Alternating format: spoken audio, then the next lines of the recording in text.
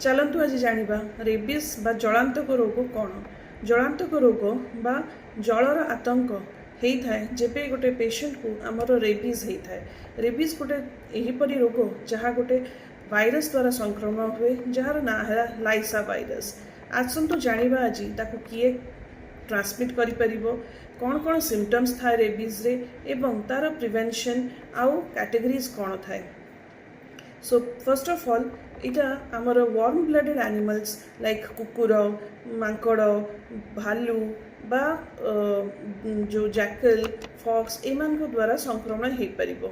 Symptoms एथिरे after transmission of rabies virus जना जाए जहाँ एरोफोबिया बा पवन बाजिले ताकर स्पैजम होथबो, तांको कंप उठुथबो, किंबा वाटर फोबिया बा हाइड्रोफोबिया जो थे पानी पी पारिबनी पेशेंट। सो से स्टेज रे आमर पेशेंटर आउ अल्प दिन भितर मृत्यु सुनिश्चित थाए। से आमे याको only method of treating is prevention. आपण को कौन सी प्रकार बाइट बा इंजुरी जदि एनिमल रू होची ताहले निश्चित भाव में डॉक्टर को देखा दरकार एवं तार प्रतिकार करवा दरकार। मेनली यार प्रिवेंशन थाए दी प्रकार।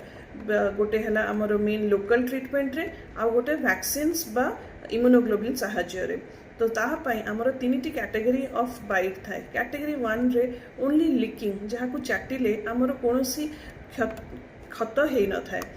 कैटेगरी 2 रे आमर थाए जदि माइनर किसी स्क्रैच होती इंजुरी होती बट आपको ब्लीडिंग है ना सेटा है कैटेगरी 2 जो थे आमर ओनली वैक्सीन्स रे आमे पेशेंट को ट्रीट करि परिबा।